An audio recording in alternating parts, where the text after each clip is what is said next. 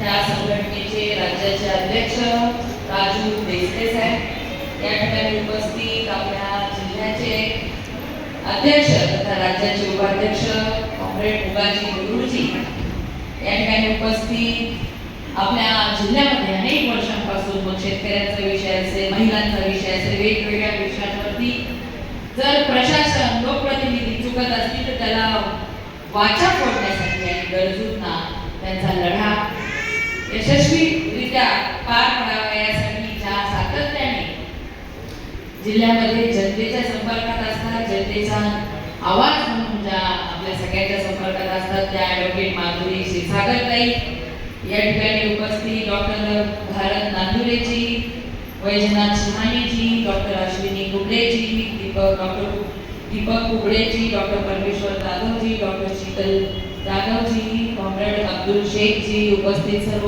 गटप्रवर्तक, उपस्थित मान्यवर आणि जमलेले सर्व माझ्या लाडक्या बहिणींनो, आशाताई. खरं तर ह्या आनंदी मेळाव्याला कार्यक्रम आहे म्हणून मला मुगाजी जे मी अनेक दिवसांपासून सांगितलं की तुम्ही मला वेळ दिला पाहिजे. मी तर माझ्या लाडक्या बहिणींना जिथं जिथं मला भेटायला मिळतं ती संधी मी कधी सोडत नसते. आणि आजच्या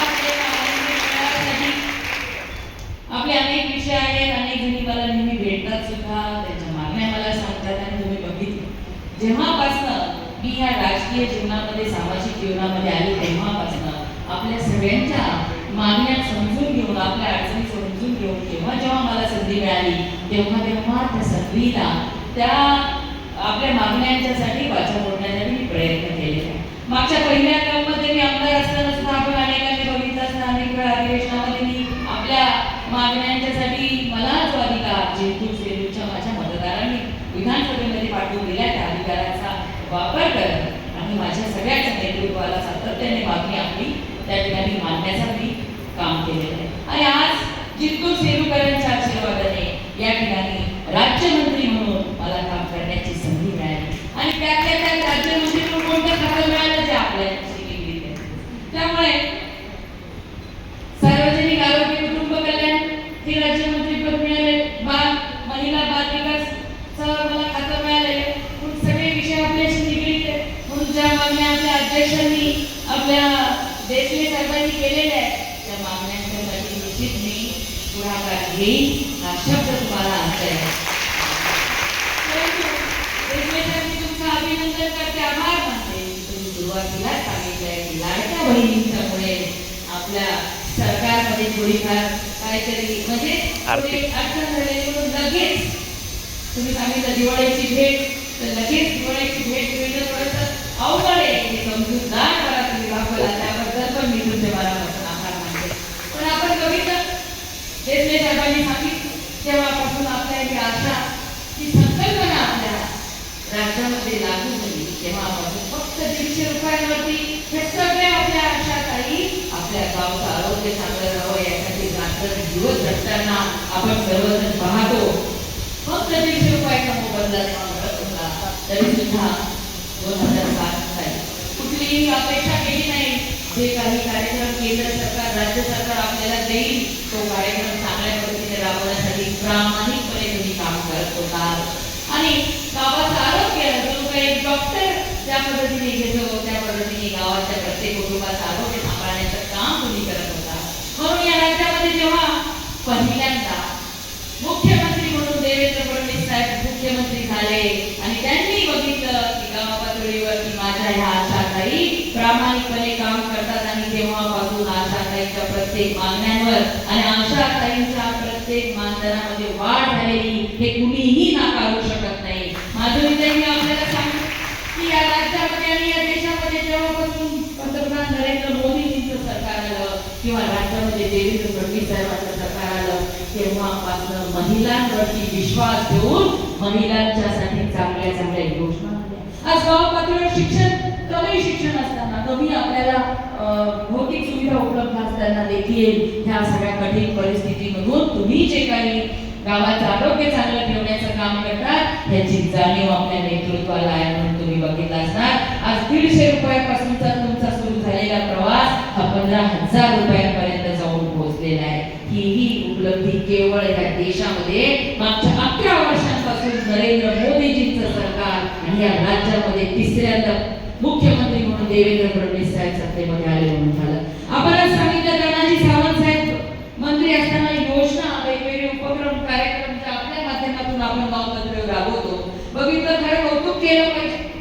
कोरोना काळामध्ये जेव्हा मुलगा सख्खी मुलगी आपल्या आई वडिलांना बघण्यासाठी हॉस्पिटलमध्ये जाऊ शकत नव्हते तेव्हा तुम्ही कसलीही पर्वा न करता तुमच्या कुटुंबियांची पर्वा न करता कोरोना काळामध्ये जे सर्वेक्षण केलं कोरोना काळामध्ये प्रत्येक कुटुंबांना मानसिक आधार देण्याचा प्रयत्न केला ह्याची तुलना कशाशीच होऊ शकत नाही. या सगळ्या गोष्टींचं दखल घेत मुख्यमंत्री एकनाथ शिंदे साहेब झाल्यानंतर अर्थमंत्री देवेंद्र फडणवीस साहेब झाल्यानंतर 5,000 रुपये आपल्याला जे वाढीव योजनांच्यासाठी मंजूर करण्यात आले ते केवळ तुम्ही दिलेल्या योगदानाची दखल संवेदनशील नेतृत्वाने घेतली म्हणून. तुम्ही सांगितलं अर्थमंत्रीच्या हातामध्ये चावे असतात म्हणून अर्थमंत्री पण तेवढ्या संवेदनशील असला पाहिजे. दिसले तुम्हाला माहिती अनेक वर्षांपासून तुम्ही अशा त्यांच्या अनेक लढ्यांसाठी पुढाकार घेतलेला आहे. परंतु मी तुम्हाला सगळ्यांना सांगते आज महाराष्ट्रामध्ये अनेक विरोधक म्हणतात सुरुवातीला तर म्हणले निवडणूक आली म्हणून लाडकी बहीण चालू केली. अरे या महाराष्ट्रामध्ये माधुरीताई ज्या जिजाऊंची शिकवण आपल्याला जिजाऊंनी शिकवण आपल्याला दिलेली ज्या आईला देवी एवढ्या महाराष्ट्राला नाही एवढ्या देशाला कशा पद्धतीने राज्यकारभार करावा याचं उदाहरण आपल्याला उपस्थित केलेले आहे.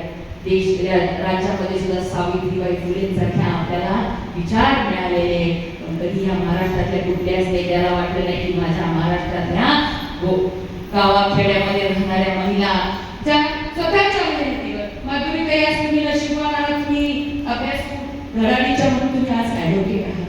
आज मी देखील नशिबाने कोटीकरांची मुलगी म्हणून या ठिकाणी बीएससी कॉम्प्युटर मी केलं नंतर मी एमए इंटरनॅशनल पॉलिसीज मध्ये केलं पण हे मला शक्य झालं कारण की मी एका चांगल्या कुटुंबामधून आली. पण आज ग्रामीण भागामध्ये ज्या महिला काही कारणास्तव शिकू शकल्या नाही त्यांची स्वप्न पूर्ण करू शकल्या नाही पण स्वतःच्या मेहनतीवर आज त्या कुटुंब सांभाळत स्वतःच्या कुटुंबाची आर्थिक परिस्थिती सुद्धा सांभाळण्यासाठी धडपड करतात आणि त्या पै जोडण्याचा प्रयत्न करतात. म्हणून पहिल्यांदा या महाराष्ट्रामध्ये लाडकी बहीण योजना आणली आणि 2.25 करोडच्या वरती महिलांना त्या योजनेचा लाभ झाला. आपण सगळे सुद्धा बघतो अनेकांनी नाव ठेवले काय होते 1,500 पण मला माहितीये 1,500 मध्ये काय होतं. माझ्या गावाकडची बाई जेव्हा मला म्हणते दीदी 1,500 रुपये तुम्ही चालू केले म्हणून माझ्या मुलीला मी चांगलं शिक्षण देऊ शकते. माझी मुलगी म्हणते मी उद्या डॉक्टर इंजिनियर झाल्यावर मला देवेंद्र फडणवीस साहेबांच्याकडे घेऊन जा आणि सांगेल की तुमच्या 1,500 रुपयामुळे माझ्या आईने मला चांगलं शिकवू शकतो. नाही तर आपण बघू पोरगी झाली तर कशाला हॉस्टेलला ठेवायचं चांगलं शिक्षण द्यायचं की दुर्दैवाने आपल्या मराठवाड्यामध्ये जास्त संख्या आहे.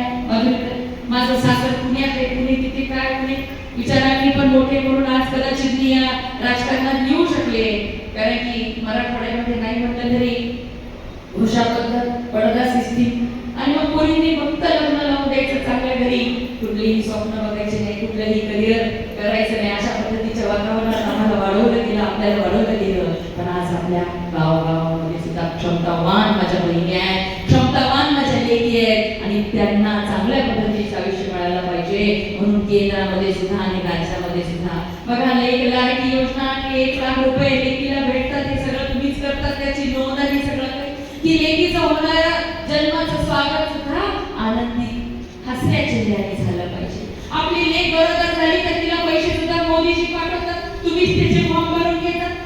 लेक पुन्हा बाळाचं स्वागत सुद्धा आपण आनंदाने करतो आणि ह्या सगळ्या गोष्टींसोबत आपल्या लखपती दिदी सारख्या योजना सुद्धा आपल्या सरकारने आणलेल्या आहेत. मग ह्या लाडक्या बहिणीच्या 1,500 रुपयाच्या माध्यमातून अनेक आपल्या बहिणींनी छोटे मोठे उद्योग चालू केलेले सुद्धा अनेक उदाहरणं आपल्या पुढे आहेत. हे सगळं करणारं सरकार केवळ ह्या 2014 नंतरच या देशामध्ये आणि राज्यामध्ये आलंय. महिलांच्यासाठी आपण सांगितलं मॅटर्नल लीव्ह मिळत नाही गरोदर माता असली आपली आशा किंवा गटप्रवर्तक की त्यांना त्या लीव्ह मिळत नाही. पण मला सांगायला आनंद होतो की या देशामध्ये पहिल्यांदा जर एखादी काम करणारी महिला ती कर्मचारी असो किंवा अधिकारी असो तिला मॅटर्नल लीव्ह देण्याचा निर्णय कोणी केला तर देशाचे पंतप्रधान नरेंद्र मोदीजींनी केलाय. हे सुद्धा मोठी घोषणा आणि मोठं योजना ही महिलांना पुढे ठेवणार आहे. म्हणून हे सरकार मातृशक्तीला वंदन करणारं सरकार आहे.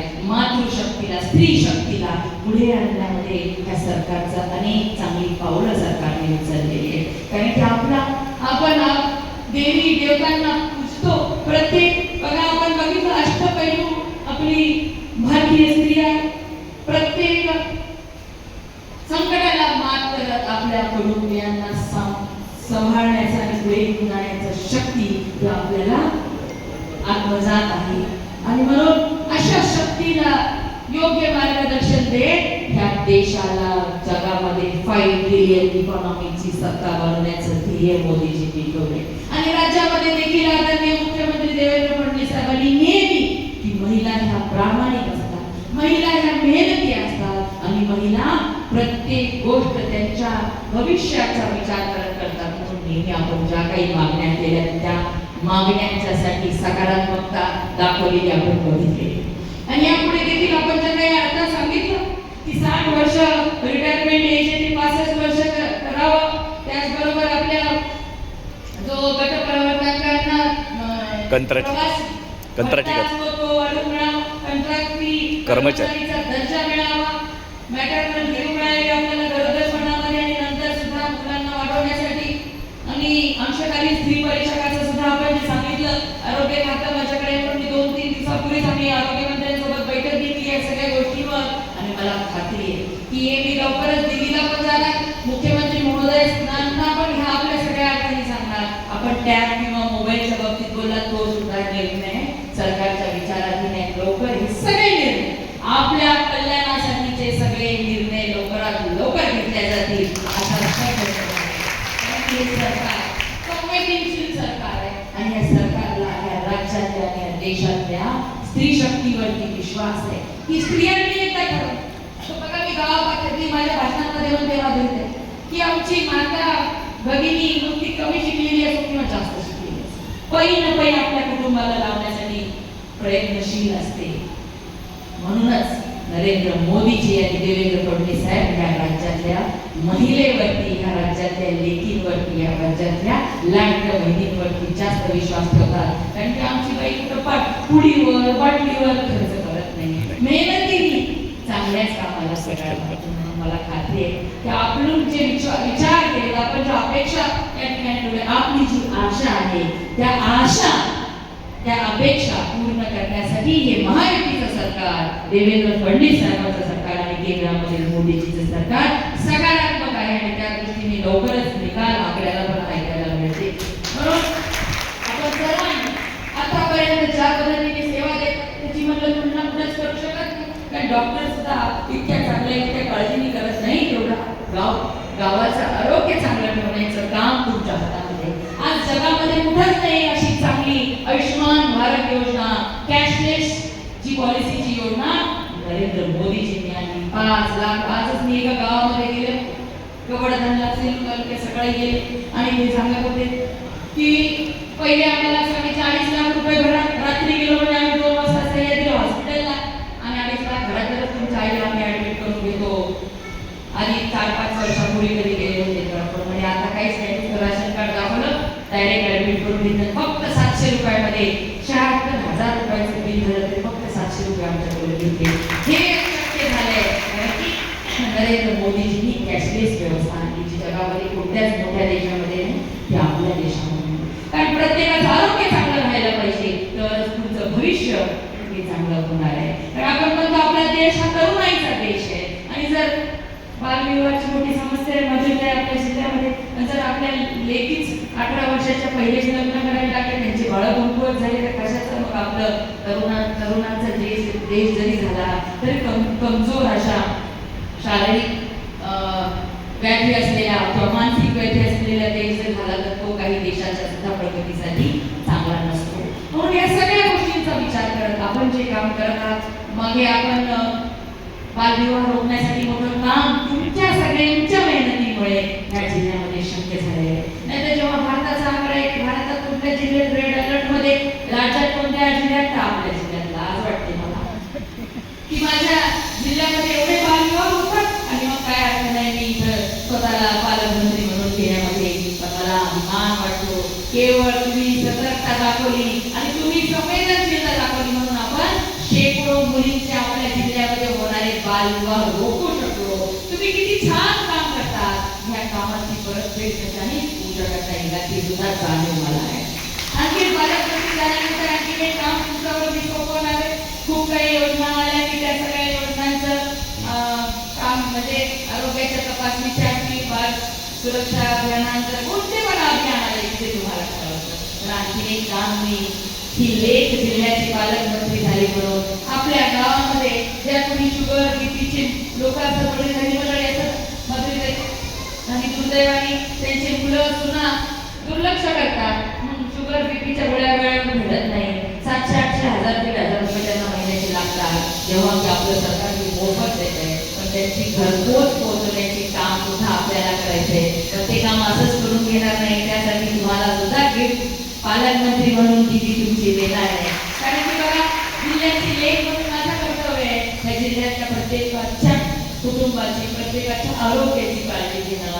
आणि ही मी एकटी ठरवू शक्य माझे किंवा आपले बिझनेस आहे किंवा आपले मुगाची किंवा इथं बसलेले मी म्हणून शक्य नाही. तुम्ही सगळ्यांनी जेव्हा ठरवलं तर निश्चित आपल्या जिल्ह्याचं आरोग्य चांगलं राहू शकतं. आणि ते चांगलं आरोग्य ठेवण्यासाठी तुम्हाला सुद्धा अशा आनंदी मेळाव्यातून आनंदी आनंद तुमच्या मनामध्ये सुद्धा झाला पाहिजे. याच्यासाठी मला सुद्धा काय करावं लागतं याची जाणीव मला आहे. आणि ती सगळी करण्यासाठी तुम्हाला कधीच कुठे निराश मी करणार नाही असा शब्द आजच्या आपल्या ह्या मेळाव्याच्या निमित्ताने मी देते. आणि बहीण म्हणून जो विश्वास जी अपेक्षा तुम्ही माझ्याकडून कराल ती पूर्ण करण्याचा शब्दही आपल्याला देते. वेळोवेळी वेगवेगळ्या कार्यक्रमांच्या माध्यमातून आपण भेटत राहू.